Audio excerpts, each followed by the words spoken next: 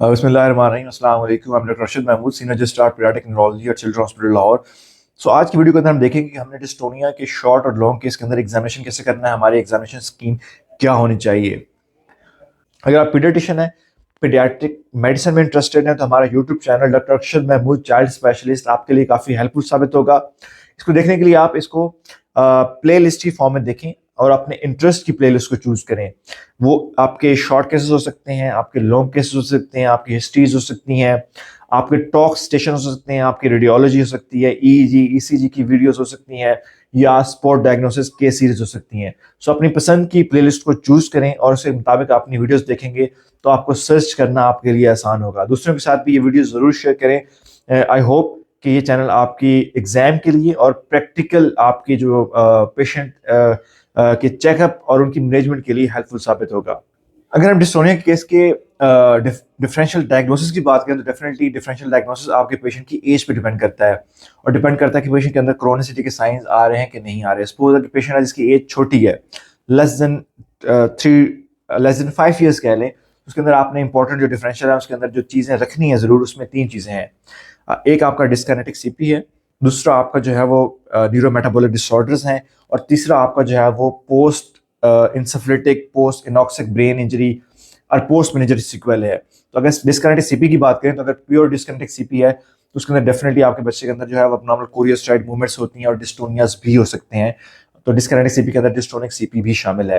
अगर हम metabolic disorder की बात करें तो डेफिनेटली आपके जो ली डिजीज है, ग्लूटारिक एसिडीमिया है, और biotin thiamine responsive basal ganglia disease है, बायोटिनाइडेज डेफिशिएंसी और दूसरे ऑर्गेनिक एसिडीमियाज हैं, वो भी आपके डिस्टोनिया के साथ प्रेजेंट कर सकते हैं। इस तरह अगर हम पोस्ट मेनिंजरी सिक्वेले की बात करें तो डेफिनेटली अगर पेशेंट के अंदर कोई भी इंसल्ट हुई है, चाहे वो इंसेफेलाइटिस है, मेनिंजाइटिस है, ब्रेन इनॉक्सिया है, तो उसके अंदर भी आपके बेसल गैंग्लिया डैमेज हो सकते हैं। So patient can present with dystonia. अगर हम बड़े बच्चों की बात करें मोर देन 5 ईयर, तो उसके अंदर थोड़े से काजेज अगर आपके चेंज हो जाते हैं, डेफिनेटली उसके अंदर हम विल्सन डिजीज को टॉप पे रखते हैं because it is one of treatable cause. जो अदर काजेज हैं उसके अंदर डेफिनेटली आपके डिपोजिशन डिसऑर्डर है। Wilson is because of copper deposition. हम जो बाकी डिपोजिशन की बात करते हैं उसके अंदर टिपिकल जो डीबीटीज है उसके अंदर हमारी जो है वो आयरन डिपोजिशन है, इसके अंदर PKAN that is pantothenate kinase associated neurodegeneration शामिल है। हम बात करते हैं कैल्शियम डिपोजिशन की, जिसके अंदर हमारी फाहर डिजीज है और प्राइमरी हाइपोपैराथायरॉयडिज्म है जिसके अंदर आपकी कैल्शियम डिपोजिशन होती है। इस तरह हम बात करते हैं मैंगनीज डिपोजिशन की, इसके अंदर प्राइमरी हाइपर मैग्नीशियमिया है जो अगेन आपकी मैंगनीज डिपोजिशन होती है, इसके अंदर होती है आपकी बेसल गैंग्लिया के अंदर। इसी तरह अगर हम बात करें एक important cause that is primary dystonia की, उसके अंदर बेसिकली क्या होता है कि आपके जो न्यूरोट्रांसमीटर है उसकी एबनॉर्मेलिटी होती है, तो वो भी आपके डिस्टोनिया के अंदर आता है। स्पेशली वो छोटे बच्चों में कर सकते हैं और मोर देन 5 ईयर में भी आप रख सकते हैं। सो प्राइमरी डिस्टोनिया भी इसके अंदर आ जाता है। और इसी तरह हमारी जो ड्रग इंड्यूस्ड डिस्टोनिया, अगर बच्चा आपका अदरवाइज वेल है, क्रोनिसिटी कोई साइन नहीं है, तो आपने उसको भी रखना है। सो मेटोक्लोप्रामाइड और जो हमारी है levodopa carbidopa, they again can cause dystonias, और हेलोपेरिडोल भी डिस्टोनिया करा सकती हैं। सो मेटोक्लोप्रामाइड और हेलोपेरिडोल आर इंपॉर्टेंट काजेज जो कि आपको एक्यूट डिस्टोनिक रिएक्शन की फॉर्म में प्रेजेंट कर सकती हैं। तो इसको भी अपने माइंड में आपने रखना है। सो मैं अगेन रिवाइज करता हूँ, लेस देन 5 ईयर आपने रखना है आपके मेटाबॉलिक डिसऑर्डर, आपके डिस्काइनेटिक सीपी, और आपका जो है post brain insult sequelae. More than 5 year में आपका विल्सन डिजीज आ जाएगा, आप प्राइमरी डिस्टोनियाज आ जाएंगे, और फिर आपके deposition disorder other than copper जिसके अंदर आपका आयरन डिपोजिशन पीकैन, आपका कैल्शियम डिपोजिशन जिसके अंदर आपका फाहर डिजीज और प्राइमरी हाइपोपैराथायरॉयडिज्म है, और आयरन डिपोजिशन आपका जो है वो मैंगनीज डिपोजिशन जिसके अंदर आपकी है प्राइमरी हाइपर मैग्नीशियमिया। और इस तरह ड्रग डिस्टोनिया इसके अंदर टिपिकली जो आपके हैं डिस्टोनियाज लाइक बिकॉज ऑफ मेटोक्लोप्रामाइड या फिर आपकी जो है वो हेलोपेरिडोल है। जब आप डिस्टोनिया के एग्जामिनेशन में को देखते हैं तो आपके माइंड के अंदर एक स्कीम चल रही होती है कि सबसे पहला स्टेप तो आपके माइंड के अंदर ये होना चाहिए कि मैंने एस्टेब्लिश करना है कि बच्चों को डिस्टोनिया है या नहीं। फिर आपने देखना है कि बच्चे का डिस्टोनिया क्या फोकल है या जनरलाइज्ड है। फिर आपने देखना है कि डिस्टोनिया की सेवेरिटी क्या है, ठीक है। फिर आपने देखना है कि बच्चे के अंदर डिस्टोनिया जो है उसके अंदर क्रोनिसिटी के कोई साइन आ रहे हैं कि नहीं आ रहे। फिर आपने देखना है कि डिस्टोनिया बच्चे के अंदर जो है उसके अंदर इटियोलॉजी क्या है, ठीक है, डिस्टोनिया की इटियोलॉजी मेरे पेशेंट के अंदर क्या है। और फिर अपने एंड पे देखना है कि बच्चे के अंदर डिस्टोनिया की वजह से कॉम्प्लिकेशंस क्या आ रही हैं। और डेफिनेटली जब आप किसी भी मूवमेंट डिसऑर्डर को अप्रोच करते हो तो आपने देखना है कि अदर देन डिस्टोनिया या कोई भी मूवमेंट डिसऑर्डर है तो कि बच्चे के अंदर कोई और मूवमेंट डिसऑर्डर तो नहीं है, लाइक उसके अंदर एटेक्सिया तो नहीं है, ट्रेमर्स तो नहीं है, कोरिया तो नहीं है। तो इस तरह आपने लेके चलना है। सो डिस्टोनिया है या नहीं, फोकल है या जनरलाइज्ड है, सेवेरिटी क्या है, क्रोनिसिटी के साइन तो नहीं आ रहे, उसके अंदर काज क्या है, डिस्टोनिया की कॉम्प्लिकेशन बच्चे के अंदर क्या है, और अदर देन डिस्टोनिया बच्चे के अंदर कोई और मूवमेंट अबनॉर्मैलिटी तो नहीं है। सबसे पहला स्टेप आप ये होता है कि आप बच्चे से पूछते हैं कि बेटा आपका नाम क्या है, ठीक है। इसमें आपको दो तीन चीजें मिल जाती हैं, ठीक है। पहली चीज तो ये है कि आपको पता चल जाएगा कि बच्चे के अंदर जो है वो उसकी स्पीच कैसी है। अगर उसको डिस्टोनिया के साथ डिसार्थ्रिया है तो आपको डिस्टोनिया की वजह से बच्चे को डिसार्थ्रिया होता है तो आपको डिसार्थिक स्पीच मिल जाएगी। दूसरा इंपॉर्टेंट है कॉग्निशन। अगर बच्चा डीवीडी का केस है तो डेफिनेटली उसकी कॉग्निशन भी डिलेड होगी, तो बच्चा जो है वो आपकी बात सुनेगा भी नहीं, समझेगा भी नहीं। तो ये चीजें आपने जरूर चेक करनी है कि बच्चे से आपने उसकी स्पीच चेक करनी है, तो उसमें आपको डिसार्थ्रिया मिल जाएगा, आपको उसकी कॉग्निशन का कुछ ना कुछ आइडिया हो जाएगा। और साथ में जब आप उससे स्पीच चेक करोगे तो आपको डेफिनेटली बच्चे के अंदर इमोशनल लाइबिलिटी का एलिमेंट पता चल जाएगा। अगर बच्चे से आप उसका नाम पूछते हैं, बच्चा आगे हंसना शुरू कर देता है या बच्चा आगे रोना शुरू कर देता है, तो डेफिनेटली ये शो करता है कि the patient has emotional liability, जो कि अगेन फेवर करती है टुवर्ड्स द विल्सन डिजीज। उसके बाद आपने बच्चे से उसके जो है दोनों हाथ पकड़ने हैं, दोनों साइड से उसके हाथ लेने हैं। तो इसमें दो चीजें होती हैं, एक तो आपका डिस्टोनिया जो है वो इलिसिट हो जाएगा जब आप उसका हाथ पकड़ेंगे, और दूसरा आपके पास अगर बच्चा एक हाथ यूज नहीं कर रहा तो आप डेफिनेटली आपको पता चल जाएगा कि उसका डिस्टोनिया के उसके अंदर कोई स्ट्रोक का एलिमेंट तो नहीं है। और अगर उसका हेमिंग डिस्टोनिया होगा तो वो भी आपको यहीं पे इलिसिट हो जाएगा। तो उसके बाद आपने उससे हाथ लेना है। यहाँ पे मैं एक बात क्लियर कर लूं कि बच्चों के अंदर जो हाइपरटोनिया होता है that can be because of spasticity, rigidity और डिस्टोनिया। इंपॉर्टेंट इनका डिफरेंशियल पॉइंट ये है कि जो डिस्टोनिया है इसको आप ऑब्जर्व करते हो कि बच्चा जब लेटा हुआ होता है और आप उसको देखते हो तो आपको डिस्टोनिया नजर आता है, उसके हैंड की एब्नॉर्मल ट्विस्टिंग, एब्नॉर्मल पोस्चरिंग आपको नजर आती है। जबकि जो स्पासिटी और रिजिडिटी है उसके लिए आपको परफॉर्मेंस, आपको एक्शन करना पड़ता है, आपको परफॉर्म करना पड़ता है, आप उसके पेशेंट की जो है वो लिम्स को मूव करते हो। डेफिनेटली स्पासिटी जो होती है आपकी वेलोसिटी डिपेंडेंट होती है, इनिशियली ज्यादा होती है, फिर एकदम आपकी कम हो जाती है। और जो रिजिडिटी होती है वो थ्रू आउट द मोशन रहती है, और there can be because of two type, there can be lead pipe और कॉक व्हील, और स्पासिटी आपकी क्रैश नाइफ टाइप होती है। तो इंपॉर्टेंट पॉइंट यह है कि जो डिस्टोनिया है वो आपको लेटे हुए भी बच्चे में नजर आ जाएगा। लेकिन बट रिजिडिटी और स्पासिटी के लिए आपको बच्चे के अंदर जो है वो मूवमेंट्स करानी पड़ती हैं। बहुत सटल डिस्टोनिया हो तो फिर आपको उसके जो मसल्स हैं वो इन एक्शन लाने पड़ते हैं। सपोज अगर हैंड के अंदर बच्चे को डिस्टोनिया नहीं है तो जब उसको आप कहते हो कि मुझे मेरा हाथ दो, जब उसे हाथ में लाएंगे तो उसका डिस्टोनिया वर्स हो जाएगा, आपको डिस्टोनिया नजर आ जाएगा। तो अगर सडन डिस्टोनिया होगा तो वो जब आप उसके मसल को एक्शन में लाएंगे तो तब वो इलिसिट होगा। डिस्टोनिक गेट केस के अंदर डेफिनेटली सबसे पहले आप उसका गेट परफॉर्म करेंगे तो गेट के अंदर कुछ इंपॉर्टेंट चीजें आपको नजर आएंगी। डिस्टोनिया पेशेंट के अंदर जो गेट होता है टिपिकली क्या होता है कि उसके अंदर आपको जो है वो उसके फुट की जो है वो आपको इन टोइंग मिलेगी, फुट जो है वो इन कर्व मिलेंगे, पेशेंट टिप तो भी वॉक कर सकता है, ठीक है। तो ये आपको डिस्टोनिया की वजह से आपको उसके लेग के अंदर डिस्टोनिया है तो आपको ये फाइंडिंग मिलेंगी। दूसरा ये है कि डिस्टोनिया के साथ पेशेंट को टेक्से भी हो सकता है तो आपने टेक्से के लिए भी जरूर उसको देखना है। और तीसरा ये है कि आपने उसी टाइम उस पेशेंट की जो है वो स्पाइन चेक करनी है।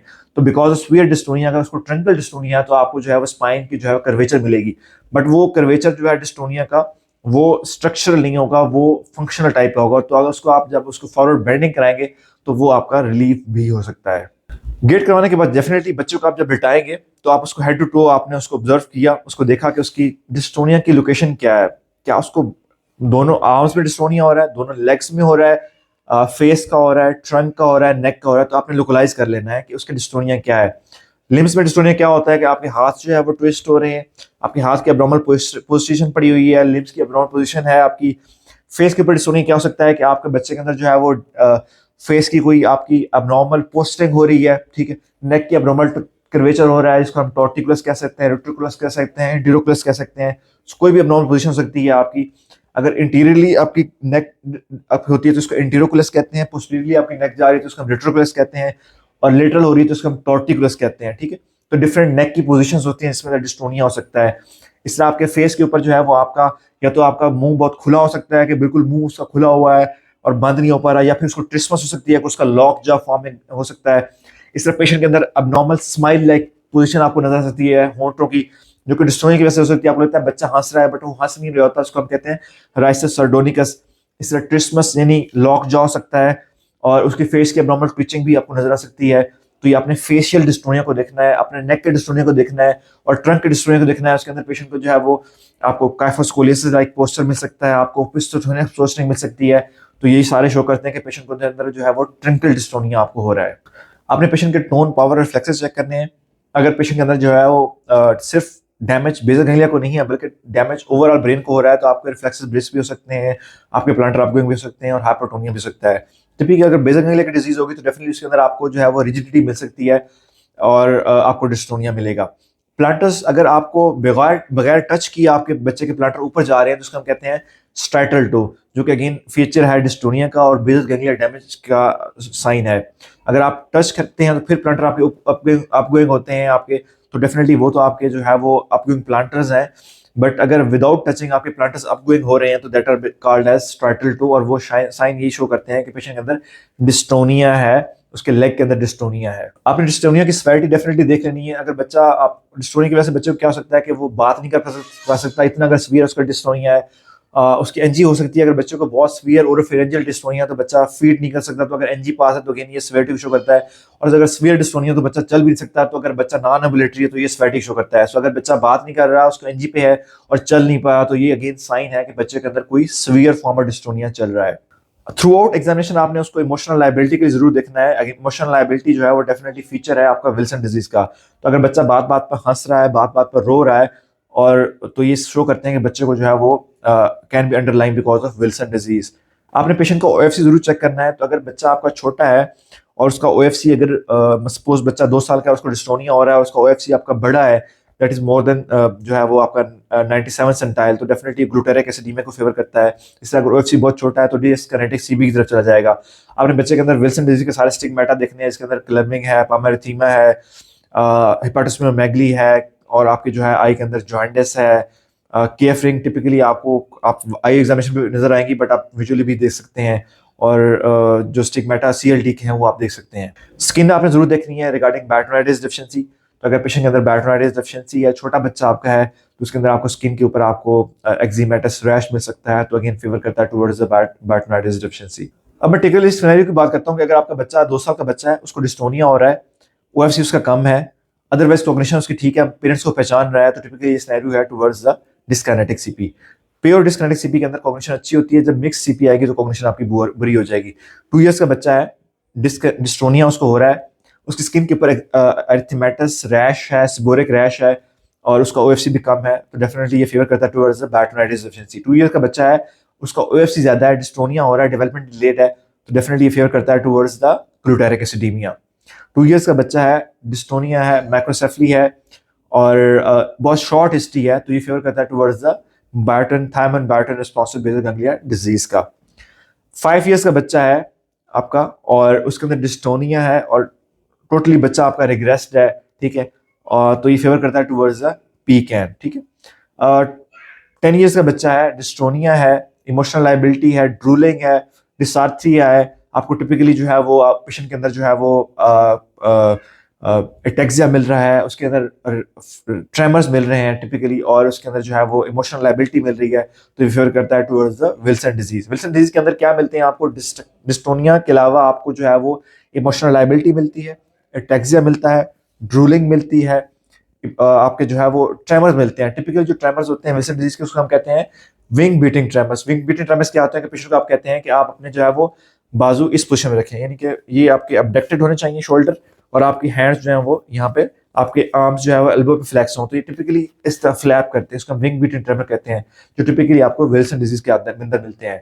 सो ये इंपॉर्टेंट चीजें जिनको आप देखना है। इस तरह आपने स्किन को देखना है, आपने उसके हैंड के अंदर टेटनी को देखना है। अगर टेटनी आपको मिल रही है तो अगेन ये फेवर करता है टुवर्ड्स के पेशेंट के अंदर कोई हाइपोकैल्सीमिक स्टेट है, लाइक उसके अंदर हाइपोपैराथायरिडिज्म है, सूडो हाइपोपैराथायरिडिज्म है, या कोई फाहर डिजीज लाइक कंडीशन है, तो वो फेवर करती है पेशेंट के अंदर टेटनी है और उसको डिस्टोनिया है। अगर हम ऑफर की बात करें तो डेफिनेटली जो बच्चा आपके पास डिस्टोनिया के साथ आता है, तो अगर और बड़ा बच्चा है तो उसके अंदर आप डेफिनेटली केएफ रिंग जरूर ऑफर करेंगे।